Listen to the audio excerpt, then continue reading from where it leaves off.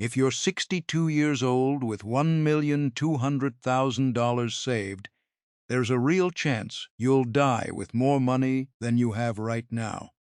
Not because the market crashes, because you're too scared to spend it. Most advisors tell you the biggest danger in retirement is running out of money. For some people, that's true. But if you spent 40 years being careful, maxing out a 401k, driving the same car for a decade, saying we'll go next year every single year, the danger might run the other way. You could hit 75 sitting on the largest balance you've ever had, then leave $200,000 on the table that you were too afraid to touch. That's not pocket change. That's 5 years of real travel. It's a paid-off remodel. It's help for a grandchild without touching your own plan. Gone, not because you didn't have it, but because nobody ever handed you permission to use it. I've watched this happen to people who did everything right. They saved on purpose for 40 years, then froze the second the paychecks stopped.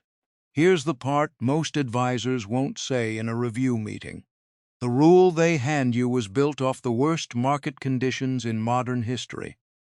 So you live on a strict 4% a year, when your own numbers might support 6%.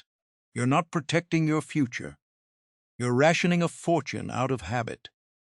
Over the next few minutes, I'm going to walk through 5 truths about retirement spending that most advisors either don't know or won't bring up.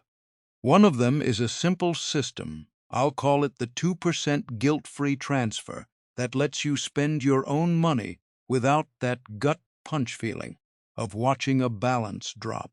Truth number 1. The 4% rule was built to survive the worst 30-year stretch in U.S. market history, not a normal one. It's the rule most advisors hand you like gospel, and it's actually a floor built for a catastrophe, not a ceiling for your life. Back in the 1990s, a financial planner named William Bengen tested that withdrawal rate against every 30-year window in U.S. market history. The worst case he found was someone retiring in 1966 straight into over a decade of stagnant markets and rising prices. Researchers who later tracked how that rule performed across every historical starting point found something else. The median retiree following it ended up with about 2.8 times their starting balance still sitting in the account after 30 years. That number hides one variable, though. It assumes you actually spent close to the full 4% every single year. Most people who treat that rule as a ceiling don't spend anywhere near it, out of habit more than need, which is one reason real ending balances run even higher than that average for a lot of retirees. That's the trap. The 4% rule is a floor built for a catastrophe, and most people treat it like a ceiling they're not allowed to go above. You didn't spend 40 years clipping coupons and maxing out your 401k just to live like you're broke at 75 because of a formula designed around 1966. The cost of getting this backwards isn't obvious right away, and that's what makes it dangerous. Nobody sends you a letter that says you underspent this year. The balance just keeps growing. The guilt keeps winning. And by the time you notice the pattern, you're 78. Long flights aren't as easy anymore, and the money that could have paid for the years you actually wanted to travel is still sitting untouched in a brokerage account. Picture it this way. It's the difference between drawing $48,000 a year out of fear, when your own portfolio and your Social Security check could support closer to $72,000, enough to cover the mortgage, the health insurance premium, and still leave room for the things you planned these years around. That's the real cost of treating a survival formula like a lifestyle limit, not the number on the statement, but the version of these years you quietly gave up. None of this means throwing out caution altogether. It means treating the 4% number as a warning light for a genuine crisis, not a leash you wear every single year, regardless of what the market actually did. If you're tired of advice that keeps you safe on paper while keeping you small in real life, that's the gap we're here to close. Subscribe if you want plans built for people who intend to use their money, not just admire it on a statement. Truth number 2. The idea that you'll spend the same amount every year of retirement, just nudged up for inflation, is a myth almost nobody's real spending actually follows. Most retirement plans draw a flat line, the same spending at 65 as at 85, just adjusted a little each year for inflation. Real spending doesn't move in a flat line. It moves in a shape, higher in the early years, lower in the middle, then climbing again near the end, mostly because of healthcare. The government's own numbers back this up. The Bureau of Labor Statistics tracks what households actually spend, and households aged 75 and older spend around $53,031 a year on average. Households aged 65 to 74 spend closer to $65,149. That's nearly 19% less once you cross into your late 70s, even after accounting for the healthcare costs that tend to rise with age. The travel, the dining out, the hobbies, all of it naturally slows down as people slow down. That gap is where it gets personal. If you're 63 or 65 and holding back on the trip, the renovation, or the visit to the grandkids because you're saving it for later, it's worth asking what later actually looks like. For a lot of people, later isn't a better version of now, it's a quieter one, physically. The $10,000 you didn't spend on a trip to the coast at 64 doesn't turn into a better trip at 78. It just sits there, and the version of you who wanted that trip doesn't get it back. The inflation spike from a few years back made this worse for a lot of people. When prices jumped hard, plenty of retirees froze their spending entirely, treating a temporary rise in travel and dining costs like a permanent hole in the budget. A grocery bill that jumped 12% in a single year is not the same problem as a mortgage payment that resets 40% higher for the next 2 decades. And treating them the same is how good plans get frozen for no reason. There's a catch to spending more in these earlier years, though, and it's the one that scares people the most. If you front-load your spending right as the market decides to have a bad year, you can do real damage to a portfolio that would have been fine on a slower path. So how do you spend more now without handing the market a chance to wreck the plan? Truth number 3. The market doesn't care what year you retire, and the plan that protects you from a bad first year isn't complicated. Most people just never hear about it. Picture this. You retire this year feeling good about the numbers, and within the first 12 months, the stock market drops 30%. That's not a rare event. It's happened more than once in the last 50 years. The unprepared version of this story goes the same way every time. The retiree panics, cancels the big anniversary trip, and starts selling shares to cover the light bill and the grocery run, locking in a loss that a younger version of them, still working, could have simply waited out. The version that actually works is built around what we call a 5-year bucket. The math behind it uses only 4 numbers. Say your yearly spending need is $80,000, and Social Security covers $35,000 of that. Your gap, the part that has to come from savings, is $45,000 a year. Instead of pulling that $45,000 straight out of stocks, no matter what the market is doing, you keep 5 years' worth of that gap, $225,000 sitting in cash, CDs, and short-term bonds, completely separate from your stock portfolio. That $45,000 gap is the same math whether it's covering the mortgage, the property tax bill, or the health insurance premium. It doesn't know the difference between a market crash and a normal Tuesday. It just needs to be there. None of those four numbers is complicated on its own. What matters is keeping them in that order: spending need, guaranteed income, the gap, and the cash set aside to cover it, so the decision is already made before a bad year ever shows up. That separation is what saves you. Even in a brutal stretch like 2008 through 2012, when it took the market roughly 4 years to fully recover, you never have to sell a single share while it's down. You spend from the bucket, you let the portfolio sit and heal, and you refill the bucket later once prices recover. The 30% drop that would have wrecked an unprepared retiree barely shows up on your radar because you were never forced to sell into it. I used to think holding that much cash was a waste, that inflation would just eat it alive sitting there doing nothing. I was wrong about that. In retirement, cash isn't an investment you're hoping grows. It's closer to an insurance policy, the cost of never having to make a decision out of panic. This is the piece that turns a market crash from an emergency into an inconvenience.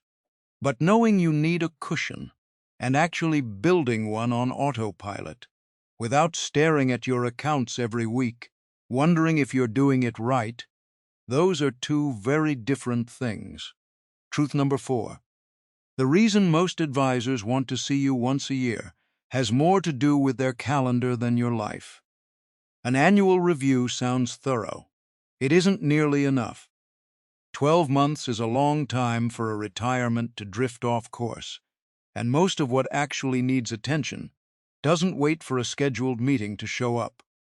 A tighter rhythm looks different.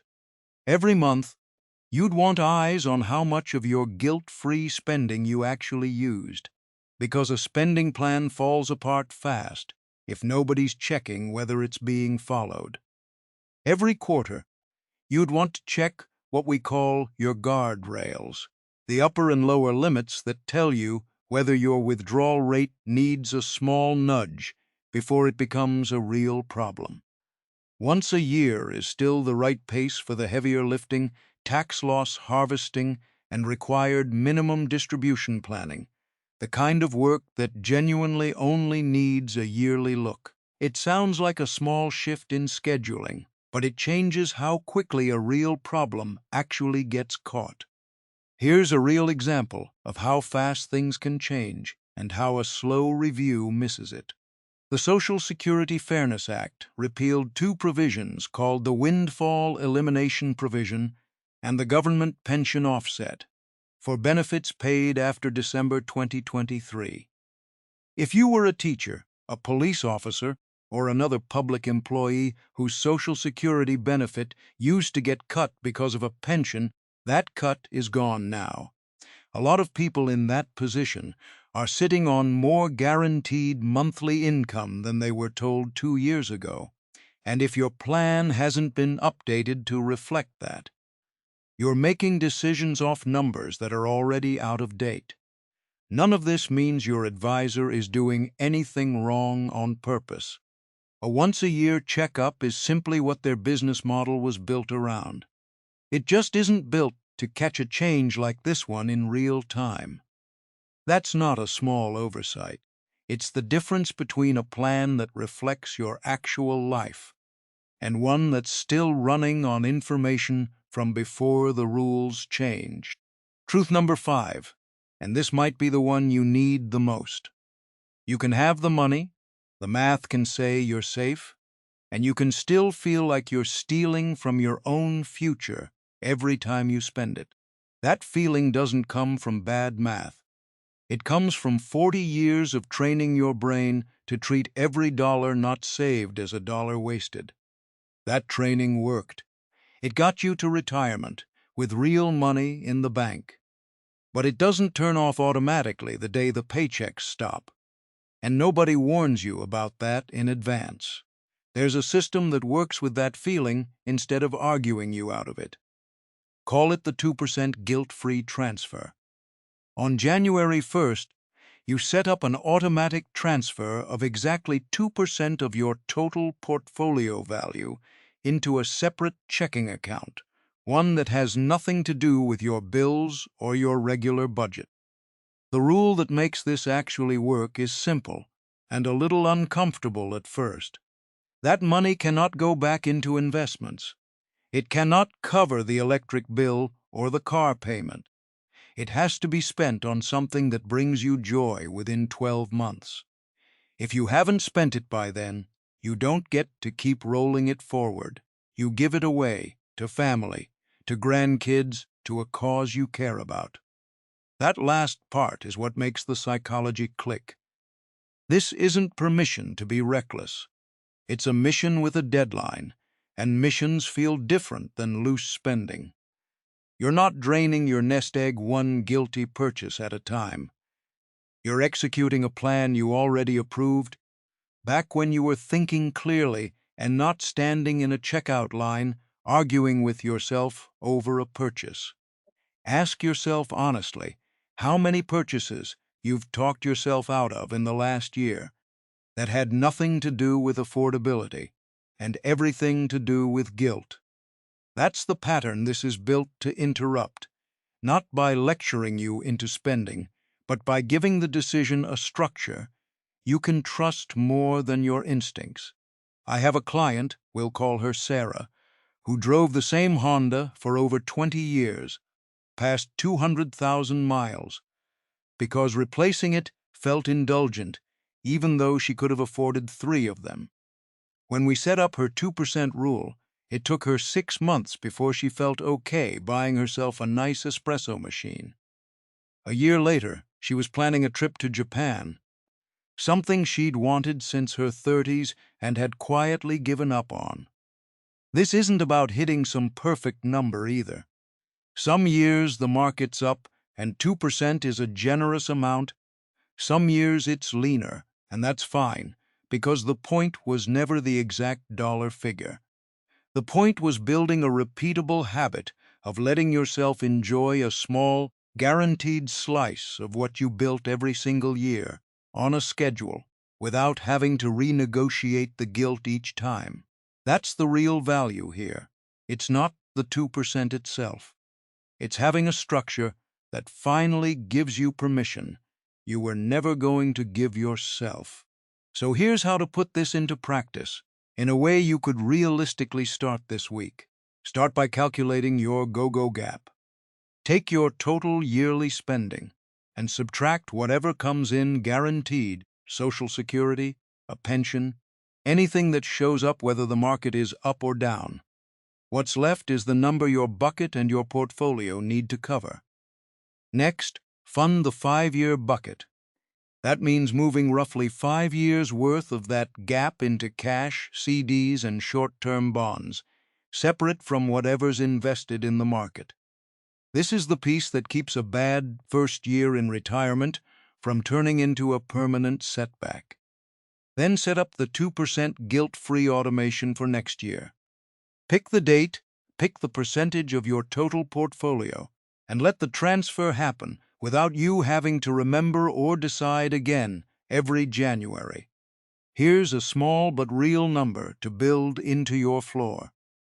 The 2026 Social Security cost of living adjustment came in at 2.8%.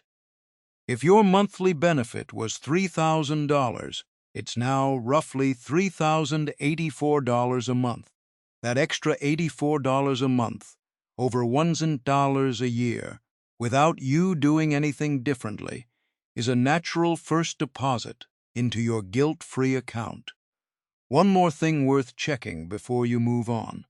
The One Big Beautiful Bill Act added an extra $6,000 deduction for each spouse aged 65 and older, on top of the standard deduction, and it phases out above certain income levels. If you don't factor that into your tax picture correctly, you could end up handing more to the IRS than you owe, money that could have funded a chunk of next year's travel instead. Get these two things right, the bucket and the deduction. And the last piece is simply deciding to actually enjoy what you built. Retirement was never supposed to be a math problem you solve once and then stop thinking about. It's a life you're supposed to actually live while you're healthy enough to enjoy it. The 4% rule is a guide, not a life sentence. It exists to keep you safe in the worst case, not to keep you small in an ordinary one. The 5-year bucket is what lets you take that safety and stop being scared of a bad market. The 2% guilt-free rule is what finally gives you permission to spend money you already earned the right to spend. You did the hard part already. You saved for 40 years when it wasn't always easy, when people around you weren't doing it, when it would have been simpler to just spend it all along the way. That discipline got you here. The brave part now is different. It's learning to spend some of it on purpose, without the guilt trying to talk you out of it every time. Nobody's saying to get careless with money you spent decades protecting. The point is narrower than that. Build the floor, keep the cushion, and then actually use what's left over for the life you were saving it for in the first place. That's really the whole shift here. Less time asking whether you can afford to live a little, more time actually living it, because the accounts you spent so long protecting were never the point. They were always just the means to get you here. If you want a retirement plan built around your actual life, and not just your account balance, hit subscribe. We're here to help you spend what you built with the same confidence you used to build it.